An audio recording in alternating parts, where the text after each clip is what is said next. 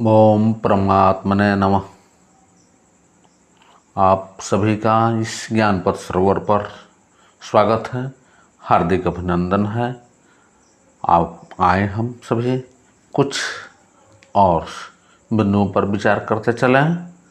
आज मैं आप लोगों के बीच आत्महत्या, एक बहुत ही विश्व की गंभीर समस्या, हम सब के बीच की समस्या, इस पर मैं चर्चा करना चाहता हूँ। क्योंकि मानव का कर्तव्य क्या है और हम क्या कर रहे हैं। आज मन हम सबका क्यों विचलित हो रहा है। बंधुओं, हम जो मानव शरीर धारण किए हैं इसलिए नहीं है कि अपने आप अपने का मर्डर कर दें। आत्महत्या क्या है? मर्डर करना है। बहुत बड़ी पाप लगती है, बहुत बड़ी दोष होती है। इसे न हमारा संविधान इजाज़त देता है और न हमारे धर्म शास्त्र देते हैं इजाज़त। कभी आपने किसी अन्य जीवों को मरते हुए अपने आप देखे हैं? कभी नहीं। तो फिर हम मानव इतना चेतनशील होते हुए भी क्यों इस तरह के कदम उठाते हैं? और इससे बचने के लिए क्या उपाय हो सकते हैं? देखने में तो ये छोटी बात है, लेकिन बहुत गंभीर विषय है। इसलिए आप सभी लोग कृपया निश्चित रूप से, मुझे आशा है कि अंत तक सुनेंगे, तो कृपया करके अंत तक इस बात को सुनने की कोशिश कीजिएगा और जहाँ तक बने सुधार की ओर हम सभी अग्रसर हों। देखिए, आत्महत्या जब मन कुंठित हो जाता है, अवसादग्रस्त हो जाता है, हम अपने को अकेलापन महसूस करने लगते हैं, जब एकांत में हम अपने आप को खोए खोए रहने लगते हैं, तो मन क्या हो जाती है? पीड़ा से भर जाती है। हम अवसादग्रस्त हो जाते हैं। और ऐसी स्थिति क्यों बनती है? बहुत से कारण हो सकते हैं। कारण जो भी हो, लेकिन मन तो कुंठित हुआ तो वह कारण ना पनपने दे। मन कुंठित ना होगा, मन को अशांत ना होने दे। मन बहुत बड़ी तालाब है, इसमें छोटी सी भी कंकर अगर फेंकती जाए मन अशांत हो जाती है, अनेक हिलोरें लेने लगती है। बंधुओं, उन्हीं से बचना है। कोई कंकड़ मत फेंकिए। मन की सरोवर अनेक हलचलों से उथल पुथल हो जाती है। अनेक हलचलें वह हमारे जीवन को तबाह कर देती है। तो मन पर एक प्रेशर आती है, दबाव आती है, जिससे हम सुसाइड की ओर अग्रसर होने लगते हैं, आत्महत्या करने के लिए विवश हो जाते हैं। इससे बड़ी मूर्खता कुछ नहीं हो सकती। अनेक लोग, विश्व के प्रसिद्ध प्रसिद्ध लोग सुसाइड किए, लेकिन वह बहुत गलत कदम हुए। उसी बात को आज मैं कहने के लिए आया हूं। यह कायरता का सूचक है। यह हमारे अंदर की भय का सूचक है। हाँ, विषम परिस्थिति में अगर सुसाइड हम कर रहे हैं, उसको हम कायरता नहीं कहेंगे। जब चारों शत्रुओं से घिर गए, वहाँ लगता है कि शत्रुओं को हवाले जाने से अच्छा है मैं स्वयं अपने प्राणों को उत्सर्ग कर दूं। अपने को धन्य मैं समझता हूं कि वह व्यक्ति हो सकता है। लेकिन उस स्थिति में, जैसे कि हमारे अमर शहीद चंद्रशेखर आजाद को इस स्थिति से गुजरना पड़ा,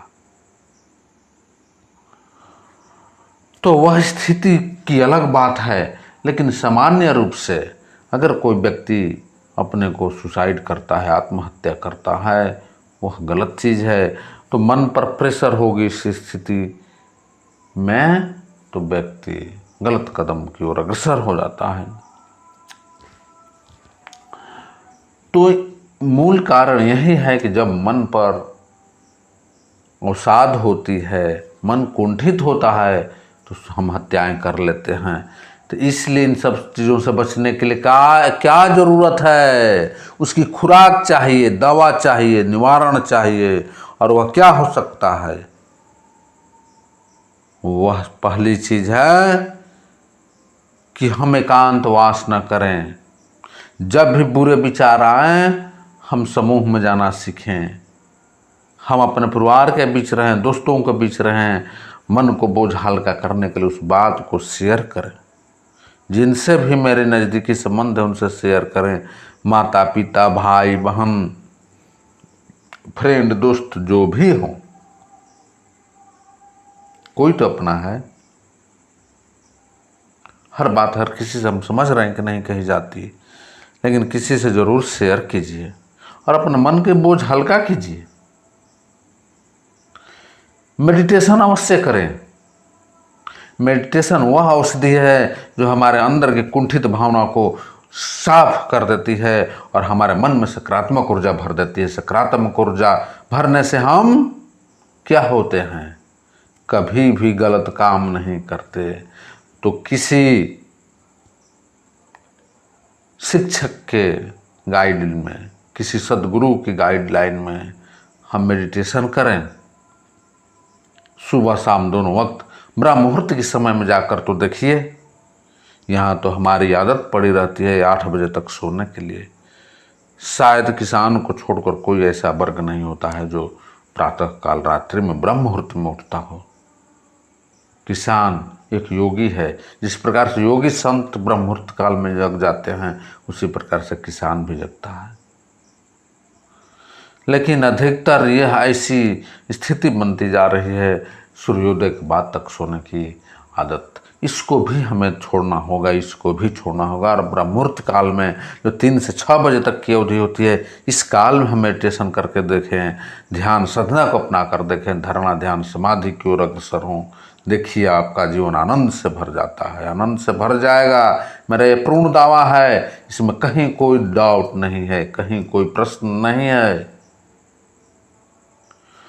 तो मेडिटेशन बहुत बड़ी औषधि है इसके लिए कि हमारे जीवन ऊर्जा से भर जाती है। जहाँ ऊर्जा होगी तहाँ गलत कर्म हो नहीं सकते।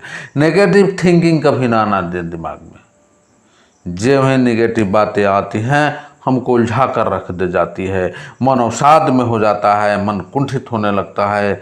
गलत विचार ना आने दें, गलत कर्म को कभी न सोचें। गलत विचार हमें गंदगी से भर देती है। मोरे हीरा हेराए गए कचरे में। ये हीरा रूपी विचार कचरे में हेरा जाती है। ये हमारी जो आत्मा है, जो मन की भावना है, इसको कभी गंदगी में ना हम डुबोएं। हालांकि आत्मा और मन दोनों दो चीज़ हैं, लेकिन मैं उस विषय पर नहीं आज चर्चा करना चाहता हूँ। मैं तो यहाँ कहना चाहता हूँ कि हमारी मस्तिष्क सारी चीज़ों के केंद्र है और मन उससे प्रभावित होती है। तो इस तरह की हम कार्य न करें जिससे हमारे मन दूषित विचारों को पैदा होने दे। तो इसके लिए बड़ी चीज़ है कि हम नेगेटिव विचार, नकारात्मक विचार को छोड़ें, सकारात्मक विचार की ओर अग्रसर हों। हम अपने स्वयं को अवलोकन करते रहें। आत्मावलोकन, आत्मनिरीक्षण जरूरी है। मैं कौन हूँ, अपने को समझें। यह शक्ति मेरे अंदर है जो प्रभु ने दिया है, वह किस रूप में दिया है। यह शरीर क्यों प्रभु ने दिया है, क्यों हम इसको बर्बाद कर रहे हैं पल भर की क्रोध की अग्नि में आकर, कुंठा किया आवेश में आकर। कभी कभी छोटी छोटी विवाद भी परिवार में हो जाती है। व्यक्ति कुंठित हो जाता है, समझता है कि मेरी बात क्यों नहीं हुई। जिद जो होती है, मन की जिद, इसीलिए कहा जाता है कि प्रतिष्ठा में प्राण का हनन मत कीजिए। तो वह जिद क्या कर देती है, हमें आत्महत्या की ओर ले जाती है। छोटी सी परिवार में बात नहीं हुई, टेंशन नहीं हुई कि हम गलत काम कर दिए। लो ना, बहुत तपस्या के बाद जो शरीर मिला उसको पल में हम नष्ट कर दिए। दोस्तों, विचार कीजिए। ये विचार का समय आ गया है। बहुत दिन से मैं सोच रहा था इस पर कुछ बोलूं, लेकिन लगा कि समाज को एक आईना दिखाना जरूरी है। इसलिए मैं हर माता पिता विभाग से कहूंगा कि बच्चों के ऊपर अधिक दबाव न डालें, बच्चे को कुंठित न बनाएं, मानसिक रूप से बीमार न बनाएं, उनसे अधिक अपेक्षा न करें। जितनी कार्य क्षमता है उसी रूप में कार्य दें। अगर बच्चा मेरा एक साधारण पढ़ने में है तो उससे हम IIT इंजीनियरिंग की और मेडिकल की क्यों उम्मीद करें? अगर अपनी उम्मीद पर है तो उसको सहयोग करें। अगर सहयोग नहीं करते हैं तब भी बच्चा कुंठित होगा, और उम्मीद से अधिक भी उससे हम अपेक्षा करते हैं उससे भी वह अवसादग्रस्त होगा, क्योंकि परीक्षा में कम नंबर आएगा या फेल होगा, प्रेशर जाएगा, वह बच्चा सुसाइड कर लेगा। ऐसी स्थिति आ रही है, अनेक हॉस्टल में देखिए, अनेक घर परिवार में देखिए। तो हमें उस रूप में रहना है, उस रूप में समझना है कि उसकी क्षमता क्या है। अगर आगे जाने की है तो उसे आगे हम प्रवाह करें। अगर वहाँ तक उसकी पहुँच नहीं है तो जहाँ तक है वहीं तक उसको हम साधन दें, उसको वहाँ तक ही सीमित रखें ताकि वह कुंठित न हो, ताकि वह गलत विचार को न पनपने दे। अगर कहीं कुछ त्रुटियां भी होती हैं तो उसको स्वावलंबी बनने के लिए हम प्रोत्साहित करें, उसको धारणा दें, धैर्यता दें, सहानुभूति दें, न कि उसकी हम आलोचना करें, डांट डपट करें। इन सब बातों पर ध्यान रखना जरूरी है। सत्संग में जाना जरूरी है, प्रेरक प्रसंग को सुनना जरूरी है, महान व्यक्ति के बारे में जानना पढ़ना बहुत जरूरी है, उनसे प्रेरणा लें हम। जब हम प्रेरणा लेते हैं जीवन में चमत्कार हो जाती है। कोई ऐसे महान नहीं बनता, महान बनने के लिए तपस्या करनी पड़ती है, अच्छे विचारों के संगत में जानी पड़ती है। इसलिए सत्संग भी जरूरी चीज है। गुड न्यूज को हम सुने, प्रेरक प्रसंग की ओर बढ़ें, महान व्यक्तियों को हम आदर्श किसी को मानकर जीवन को ढाल लें, कार्य को सहज रूप में हम करें, हर कार्य को करने पर प्रभु का नाम स्मरण करें। देखिए कितनी शक्ति मिलती है, वो कार्य निश्चित रूप से सफल होता है, कोई दो राय नहीं। प्रभु का हम स्मरण करके उस कार्य का पूर्व तो देखें, दुगनी शक्ति मिल जाती है, 4 गुनी शक्ति मिल जाती है। तो तात्पर्य यह है कि हम अपने चिंतन को बदल दें, अपने विचारधारा को बदल दें। इससे बड़ी चीज और कुछ नहीं हो सकती। यही तो हमारी रुकावट है कि हम चिंतन नहीं बदल रहे हैं, हम अपने को इस समाज में एडजस्ट नहीं कर रहे हैं, अपने को परिवार में सामंजस्य स्थापित नहीं कर रहे हैं। और क्या करती है यह? हमें गलत अवधारणा पैदा कर देती है। हमारी मनोग्रंथियां क्या हो जाती हैं? कुंठित हो जाती है, वह खुल नहीं पाती। एक चीज और मैं कहना चाहूंगा बंधुओं, सारी औषधियों से ऊपर हमारी हंसी है।